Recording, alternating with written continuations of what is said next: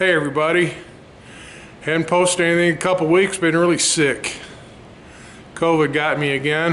I hadn't had COVID in a couple years, and because of my decreasing antibodies, I got it and it kicked my butt. I had COVID and strep. I was in my PJs for about 2 weeks straight. I'm getting better. Sinuses are still runny, plugged up, runny nose, but I am getting better. My wife had gotten sick. She just had strep, but I had COVID. You know, thanks China. Appreciate everything you've done for us. I talked in the last video a little bit about the axle being too wide for this Willys. Did some research, talked to Ron Pope quite a bit. Got some, information in regards to that. Eddie Kosicki and I talked about, he's got 233 Willyses. Well, he's got one. His brother Ray's got another one, drop front end car.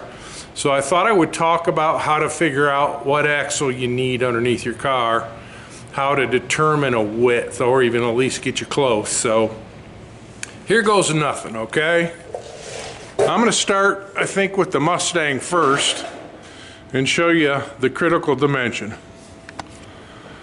As you can see, she's up in the air. The back end's all in it, all that's done. Basically, it's putting the doors and the rest of the fiberglass and windows in it, and she can ship. So, okay. So you need the tire, the outside of the tire to fit underneath the inside of the fender. Like right like that. And as you can see on this one, the hub sticks out on this one, so this would sort of be a mess. So there's a couple things you take into consideration when doing this, and I'll try to explain that to you. Typically nowadays we've got two type of front brake setups, and as you can see on this one, it's got an aftermarket Wilwood brake kit. I'm building a drag car, so we're putting drag brakes on it. If you wanted to use, like the Speedway motor slash Granada rotors or Camaro rotors, stuff like that, that's fine for the street, but not for a drag car. So, like I say, I'm going to try to talk you through this. Most axles are measured from a kingpin center line, right there, okay? They're measured from there to the same spot on the other side. To determine that width, and that's the key, you got to know that width to order an axle. Most places measure from the outside of the wheel. I'm going to get this through here somehow. Trying to get my tape measure through here so you can see it. Okay, right there. So I line up the tape measure with the center line of the kingpin the best I can. Then you come out here and you look at the tape, and you can see it's like 8.5 inches, okay? From the outside of the tire to the kingpin center line. So you'll need that dimension times 2, which is 17, okay?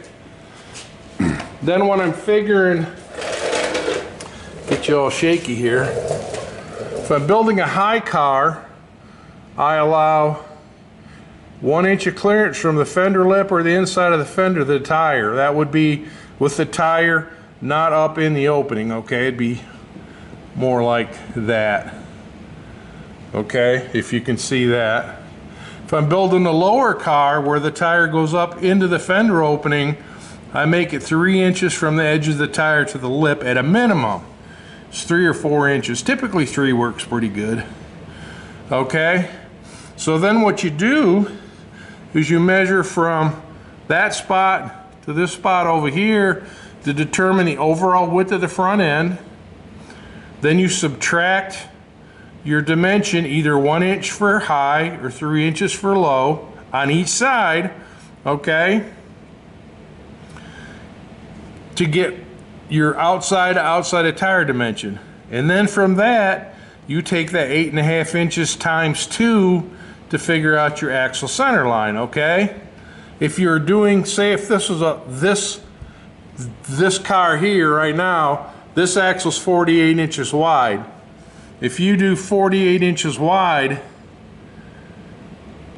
and add your 8.5 times 2 on each side, it ends up being 65 inches wide. And I know Speedway Motors has got some guidelines on all this stuff, but I thought I'd share some of this with you real quick.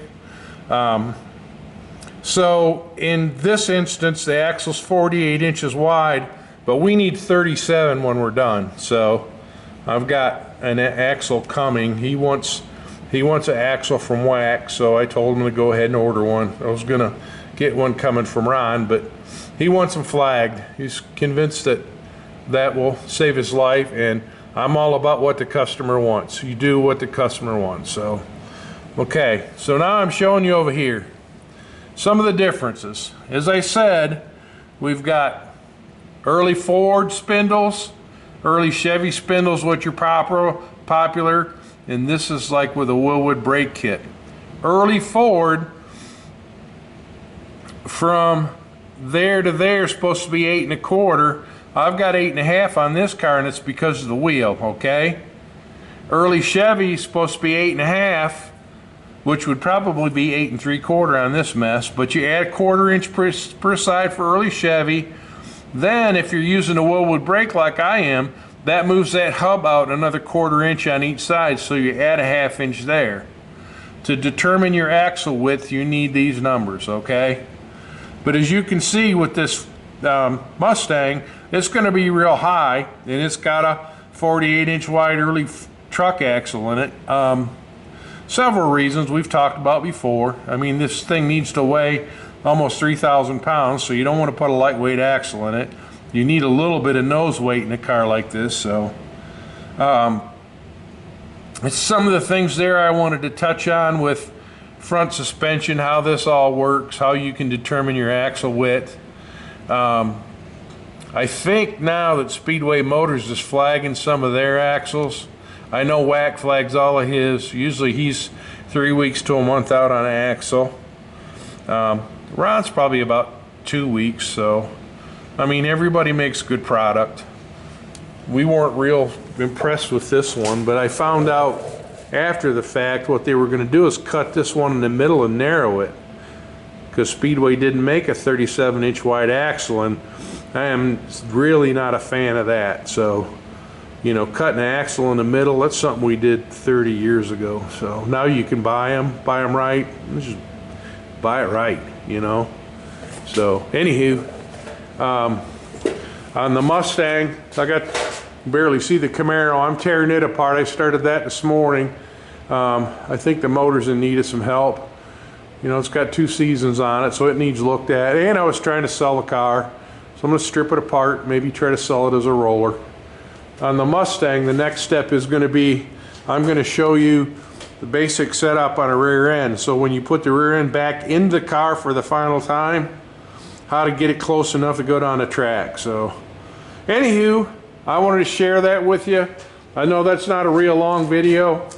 Like I say, we've not done anything because I've been sick. Now Jeff's sick. I'm hoping he's better by Monday, but I don't think you can see. Jeff got this stuff cut in. The 4-link brackets are barely tacked in there. We got to start adding some serious tubing to this hot rod now. So it's all good though.